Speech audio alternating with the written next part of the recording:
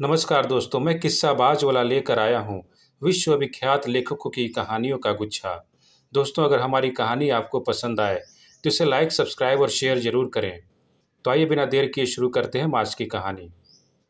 कहानी का शीर्षक है वेश्या। सन 1608 का सुंदर प्रभात था। मई मास समाप्त हो रहा था। भारतवर्ष ज्वलंत उताप से भट्टी बन रहा था, पर शिमला शैल पर वह प्रभात सुंदर शरद के प्रभात की भांति निकल रहा था। एक 10 वर्ष की बालिका एक तितली को पकड़ने के प्रयत्न में घास पर दौड़ धूप कर रही थी। उसके शरीर पर जरी की काम की सलवार, एक ढीला रेशमी पंजाबी कुर्ता और मस्तक पर अतलस का दुपट्टा था जो अस्त व्यस्त हो रहा था। बालिका सुंदरी तो थी, पर कोई अलौकिक प्रभाव उसमें न थी, परंतु उसके ओष्ठ और नेत्रों में अवश्य एक अद्भुत चमत्कार था। सुंदर, स्वस्थ और सुखद जीवन ने जो मस्ती उसके इस बाल शरीर में भर दी थी, उसे यौवन के निकट भविष्य आक्रमण के पूर्व रूप ने कुछ और ही रंग दे रखा था। वह मानो कभी आपे में न रहती थी, वह सदा बिखरी रहती थी। उल्लास से, हास्य से, विनोद और मस्ती, यही उसका जीवन था। हम पहले ही कह चुके हैं कि इस बालिका के सारे अंगों में यदि कोई अंग अपूर्व था तो होंठ और आंखें थी। हम कह सकते हैं कि मानो उसके प्राण सदैव इन दोनों अंगों में बसे रहते थे। वह देखती भी थी, खाती भी थी। वह देखती क्या थी, खाती थी। बहुत कम उसकी दृष्टि स्थिर होती थी, पर क्षण भर भी यदि वह किसी को देखती तो कुछ बोलने से प्रथम 1-2 बार उसके होंठ फड़कते थे। उफ! कौन कह सकता है कि उन होठों के फड़कते ही उन नेत्रों से जो धारा निकलती थी, उसमें कितना मद हो सकता था। पृथ्वी पर कौन ऐसा जंतु होगा कि जो उन नेत्रों के अधीन न हो जाए और उन होठों की फड़कन के गंभीर गर्त में छिपे निनाद को अर्थ सहित समझने का अभिलाषी न हो।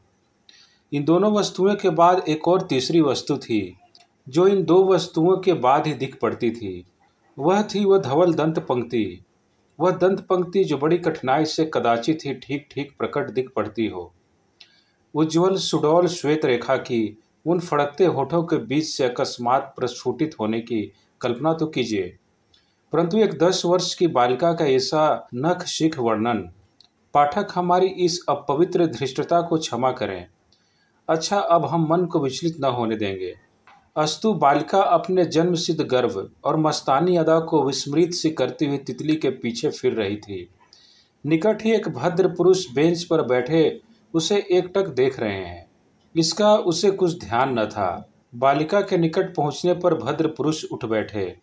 उन्होंने किंचित हंसकर मधुर स्वर से कहा, गरीब जानवर को क्यों दुख देती हो? उसने तुम्हारा कुछ चुराया है क्या? बालिका ने क्षण भर स्तब्ध खड़ी होकर भद्र पुरुष को देखा और उसके बाद बिजली की रेखा के समान दंत पंक्ति प्रकट हुई। बालिका ने बिना हिचकिचाए कहा, कैसी खूबसूरत है, आप जरा पकड़ देंगे? सिर्फ इसलिए कि खूबसूरत है? बालिका समझी नहीं, पर उसने गर्दन हिला दी। भद्र पुरुष आगे बढ़कर एकदम बालिका के निकट आ गए। एक प्रबल आंदोलन उनके हृदय में पालोड़ित हो उठा। एक अस्वाभाविक उन्माद में वह कह उठे, तुम कितनी खूबसूरत हो, कोई तुम्हें इसलिए पकड़ ले तब?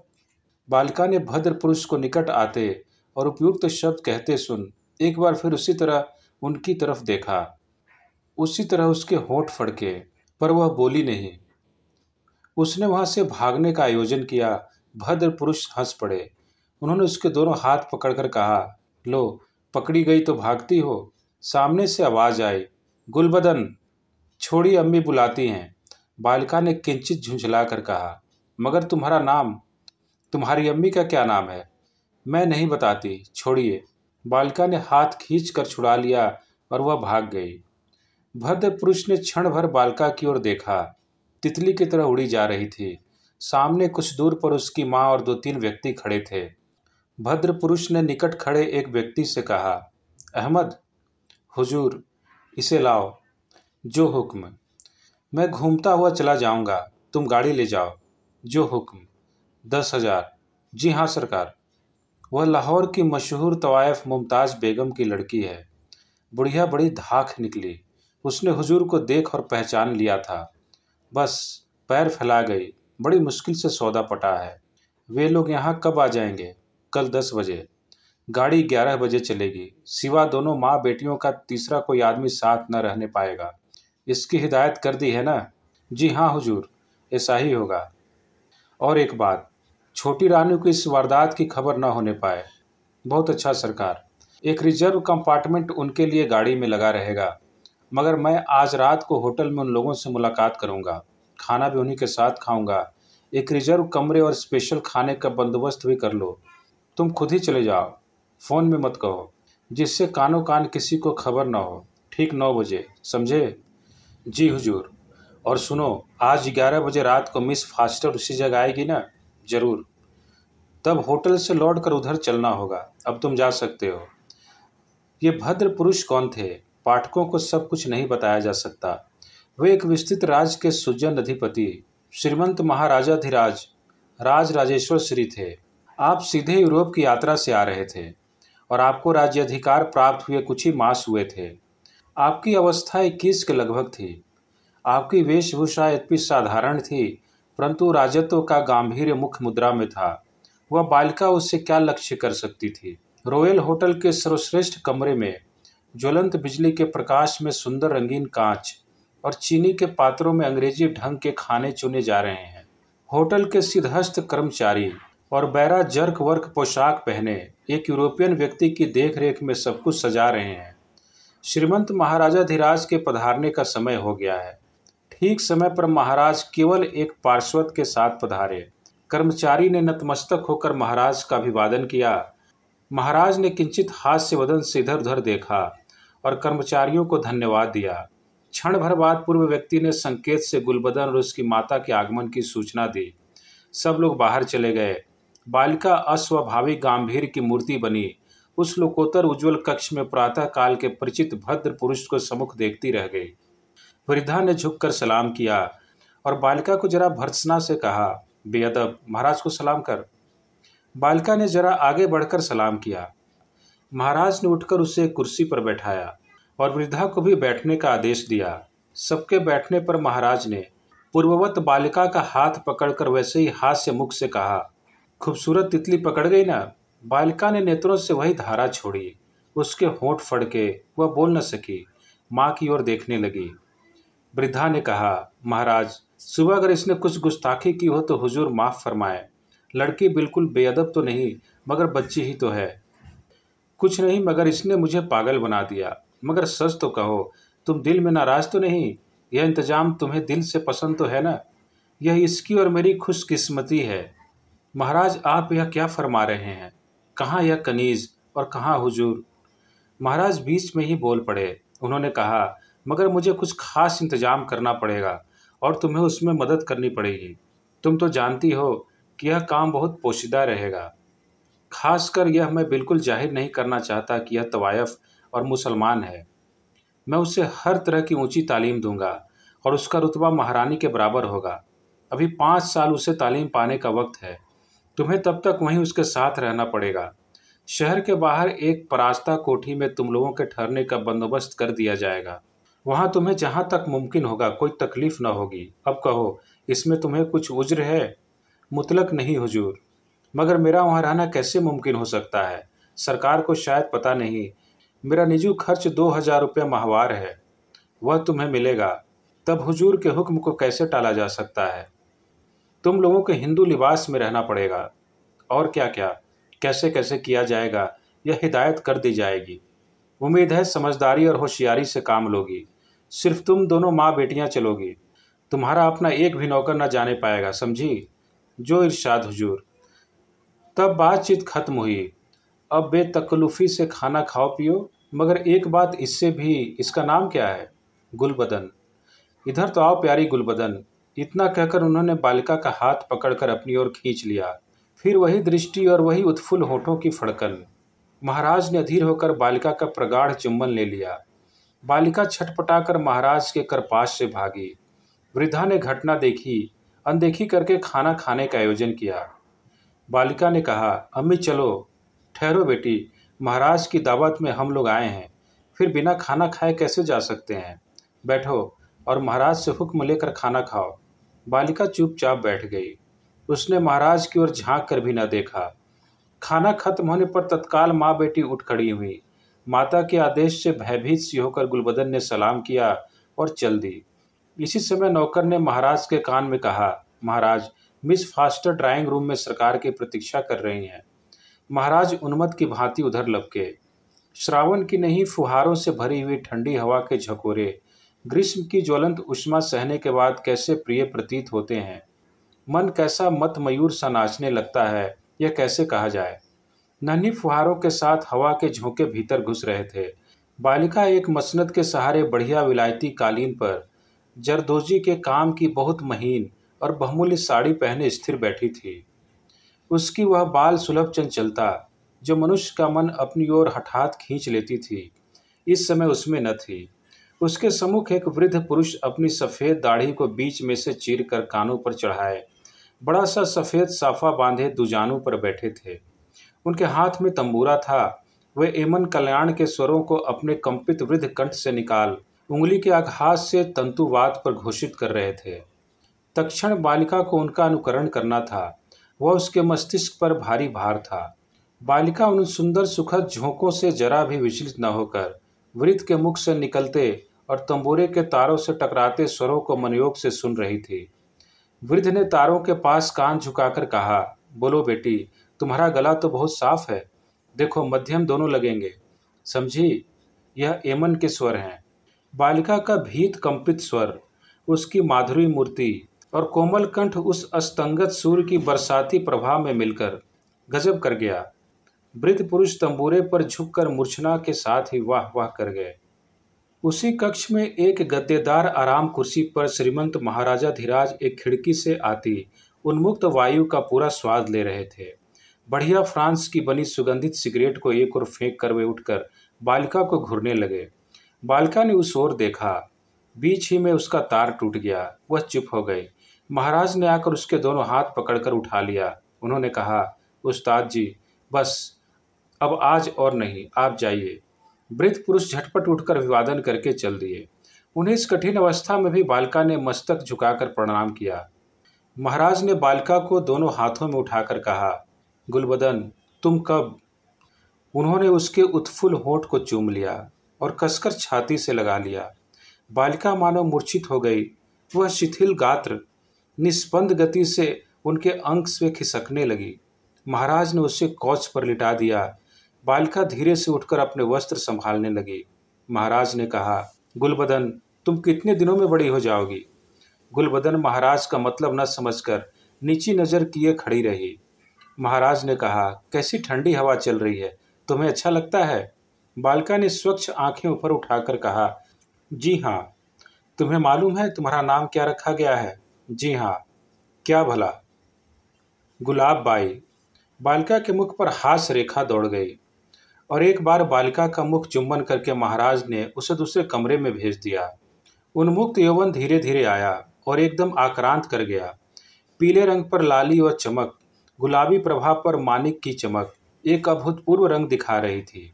और फिर उत्फुल्ल होठों का फड़कना, यह बाल्यकाल का स्वभाव इस गदराए हुए यौवन पर बिजली गिरा रहा था। महाराजा धीराज की आंखों में गुलाब, नस नस में गुलाब, जीवन और मृत्यु में गुलाब थी। गुलाब को विलास और ठाट बाट के जो सुख प्राप्त थे, वे पाश्चात्य जीवन के विलासी के लिए कल्पना की वस्तु नहीं। वह महाराज के 9 राजप्रसादों में से किसी को किसी समय अपनी इच्छानुसार जिस प्रकार चाहे इस्तेमाल कर सकती थी। सैकड़ों दास दासियां उसकी आज्ञा, वह चाहे जैसी हो, पालन करने और उसके सुख रक्षार्थ उसकी सेवा में रहती थी। जो कुछ वह चाहती थी, परिणाम और धन व्यय का विचार बिना किए तत्काल प्रबंध किया जाता था। उसके चित्रमयी वस्त्र, विशेष करके रेशम और मखमल के अचिंत्य रूप से अमूल्य और बढ़िया होते थे और वह कश्मीर तथा बनारस में विशेष रूप से तैयार किए जाते थे। उसका जेवर कई लाख रुपयों की कीमत का था। कुछ तो उसके लिए पेरिस से मंगाए गए थे तथा सुख भोगमयी रोल्स रॉयल मोटर गाड़ी सदैव उसकी सेवा में रहती थी, जिस पर वह संध्या और प्रातःकाल की सैर करने बाहर निकलती थी। उसकी दूर की यात्रा के लिए महाराज की स्पेशल ट्रेन में उसके लिए सदैव एक कमरा रिजर्व किया जाता था। ऐसे दुर्लभ राज सुख उस बालिका को उसके यौवन के प्रारंभ में नसीब हुए, केवल उस दृष्टि और उन फड़कते होठों के बदले। 10 वर्ष व्यतीत हो गए। दिल्ली स्टेशन पर खूब धूम थी। किसी राजा की स्पेशल ट्रेन आ रही है। अंग्रेज ऑफिसर और कुली प्रत्येक के मुख पर यही एक बात थी। प्लेटफॉर्म सज रहा था और नगर के कुछ खास गणमान्य व्यक्ति महाराज की स्पेशल ट्रेन की प्रतीक्षा कर रहे थे। स्पेशल ट्रेन आई। खास कमरे पर खस के पर्दे पड़े थे और उन पर पानी ऊपर से टपक रहा था। बिजली के पंखे की ससराहट बाहर से सुनाई पड़ती थी। गाड़ी खड़े होने के कुछ क्षण पश्चात एक उच्च पदस्थ कर्मचारी ने प्लेटफॉर्म पर समुपस्थित पुरुषों की अभ्यर्थना करते हुए कहा, श्रीमती महारानी महोदया आप सब सज्जनों की सेवा में अपना हार्दिक धन्यवाद देती हैं। श्रीमंत महाराजाधिराज कल दूसरी गाड़ी से पधारेंगे। कारण विशेष से वे इस समय न पधार सके। दो एक संभ्रांत पुरुषों ने महाराज के स्थान पर महारानी को ही अपना सम्मान प्रदान करने के लिए शिष्टाचार के दो चार शब्द कहे। हठात सैलून का द्वार खुला और महारानी स्वयं उतरकर प्लेटफॉर्म पर आ खड़ी हो गईं। संभ्रांत आगत जन इधर उधर हट गए। महारानी बारीक धानी परिधान पहने थीं। बहुमूल्य हीरे के आभूषण उनके शरीर पर दमक रहे थे। कर्मचारी और दीवान अवाक रह गए। महारानी ने किसी की ओर लक्ष्य न देकर अपने खास खिदमतगार को हुक्म दिया कि वह उनका खास सामान गाड़ी से उतार ले। उनकी इस आज्ञा पर सभी चकित थे। हठात एक व्यक्ति भीड़ से निकलकर महारानी के निकट आ खड़ा हुआ। महारानी ने आश्वस्त होकर कहा, अच्छा सब ठीक है? जी हुजूर, मेल जाने में अभी पौन घंटा है। फर्स्ट क्लास का डिब्बा रिजर्व है। हुजूर के साथ और कितने आदमी हैं? सिर्फ एक खिदमतगार। इसके बाद महारानी ने कर्मचारी से कहा, मुझे जरूरी काम से भी बम्बई जाना है। आप लोग महाराज से अर्ज कर दें। मगर हुजूर, महाराज की तो आज्ञा नहीं है। मैं महाराज की गुलाम नहीं हूँ। किंतु महारानी, मैं जो कहती हूँ वह करो। जमीर, मेरा सामान डिब्बे से ले आओ। आगंतुक स्वागतार्थी संभ्रांत पुरुषों को भीत चकित करती हुई महारानी गुलाब बाई उर्फ गुलबदन बेगम भीड़ को चीरती हुई सामने खड़ी मेल ट्रेन के फर्स्ट क्लास के कंपार्टमेंट के रिजर्व डिब्बे में बैठ गई। संपदा और ईश्वर का यह जीवन संपदा और ईश्वर के उस जीवन से भिन्न है जो रईसों और राजाओं को प्राप्त है। राजा रईस खाली जेब रहने पर भी जो शान ठाठ और रईसी चोंचले करते हैं वे इस कुबेर नगरी में भरी जेबों से भी संभव नहीं। परंतु धन जहाँ है वहाँ विलासिता है ही। मुंह फाड़ कर धन किसने खाया है? धन का यथार्थ मार्ग तो मूत्र मार्ग है। धन ने जहाँ यह मार्ग देखा फिर वह रह कहाँ सकेगा। एक सजी हुई अट्टालिका में एक सुंदर किंतु जरा भारी शरीर का एक युवक कौच पर पड़ा प्यासी आंखों से सामने हारमोनियम पर उंगली फेरती हुई सुंदरी के मुख और उभरे हुए अधढके शरीर को देख रहा है। शराब का प्याला और सुगंधित शराब का पात्र उसके निकट है। रह रहकर वह मदपान कर रहा है। यह सब है पर गाने का रंग नहीं जमता। विकल होकर सुंदरी ने बाजा एक ओर सरका दिया। वह थक कर एक कौच पर गिर पड़ी। युवक ने दौड़कर कहा, क्या तबीयत अच्छी नहीं प्यारी? नहीं, मुझे जरा चुप पड़ी रहने दो। पर मुझसे नाराज तो नहीं हो? नहीं, मगर मुझसे जरा देर मत बोलो। युवक स्तब्ध हुआ। सुंदरी दीवार की ओर मुंह करके लेट गई। वह सोच रही थी कि यह कैसा प्रारब्ध भोग है। हे परमेश्वर, मैं कहाँ से कहाँ आ गिरी। भाग्य चक्र भी कैसा है। उसमें और इसमें कितना अंतर है। पर जो हो गया वह तो अब लौट नहीं सकता। परंतु उसके मुंह से एक सांस निकली और वह तड़प उठी। युवक ने उठकर उसका सिर गोद में लेकर कहा, गर्मी के कारण तुम्हारी तबीयत खराब हो गई है। चलो जरा समुद्र के किनारे घूम आए। गाड़ी बाहर है ही। सुंदरी सहमत हुई। क्षण भर में गाड़ी उन्हें लेकर हैंगिंग गार्डन की ओर उड़ रही थी। हठात एक मोटर बड़े जोर से टकराई। ड्राइवर के हजार सावधानी करने पर भी युवक औंधे मुंह गिर पड़े।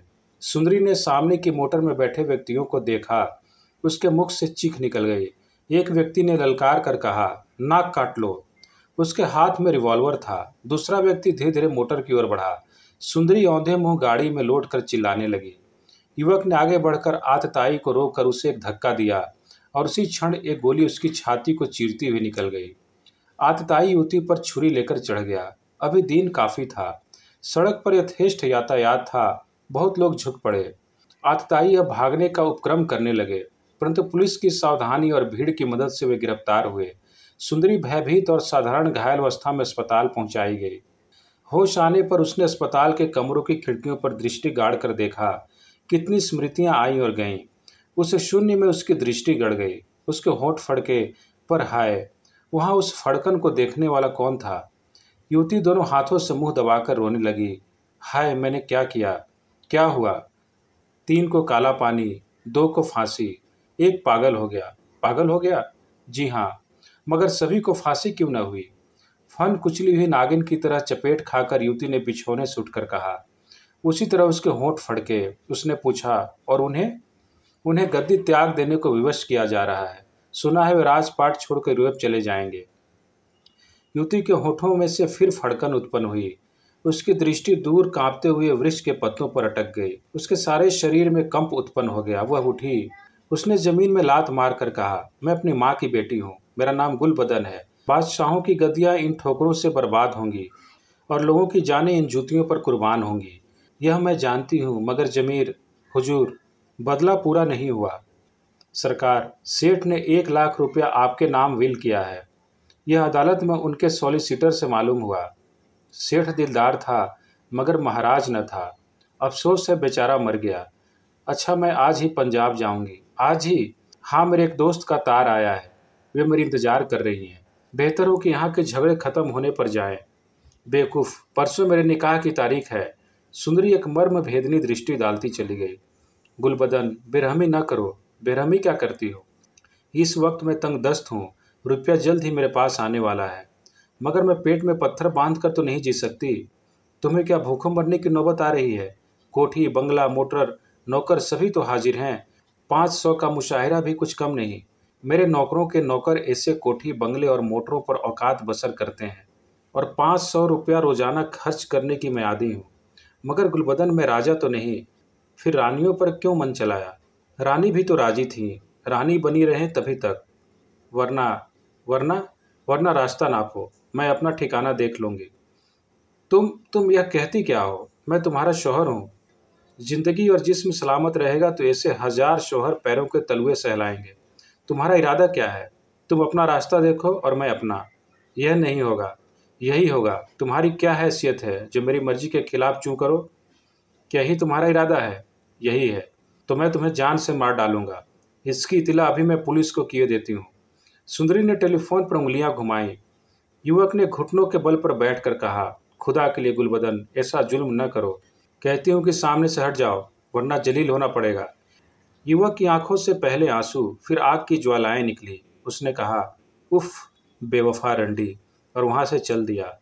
दिल्ली में बड़े बड़े पोस्टर चिपके दिख पड़ते थे और आबाल वृद्ध उन्हें पढ़ और चर्चा कर रहे थे। प्रसिद्ध गुलबदन का मुजरा स्थानीय थिएटर में होगा। लोगों के दिल गुदगुदाने लगे। राजगद्दियों को विध्वंस करने वाली, फांसी और काले पानी की सीधी सड़क, लगातार शौहर बनाने और बिगाड़ने वाली वह अद्भुत वेश्या कैसी है? थिएटर के द्वार पर उसका एक रंगीन फोटो कांच के आवरण में लगा दिया गया था। लोग देख रहे थे और जीभ चटखा रहे थे। नीचे 5 रुपए से चवन्नी तक के टिकट की दर थी। अभिनय के समय पर भीड़ का पार न था। चवन्नी की खिड़की पर आदमी टूट रहे थे। थिएटर हॉल खचाखच भर रहा था। क्षण क्षण में तालियों की गड़गड़ाहट के मारे कान के पर्दे फटे जाते थे। लोग तरह तरह का शोर कर रहे थे। एकाएक सैकड़ों बत्तियों का प्रकाश जगमगा उठा। वह पुराना सौंदर्य नए वस्त्रों में सज कर सम्मुख आया। वह स्त्री जो राज परिवार की महारानी का पद भोग चुकी थी, आज अपने सौंदर्य को इस तरह खड़ी होकर चवन्नी वालों को बिखेर रही थी। देखने वाले दहल रहे थे। धीरे धीरे उसने गाना शुरू किया। साजिंदों ने गत मिलाई। चवन्नी वालों ने शोर किया, जरा नाच कर बताना बी साहेब। शोर बढ़ता गया। क्षोभ, ग्लानि और लज्जा से गुलबदन बैठ गई।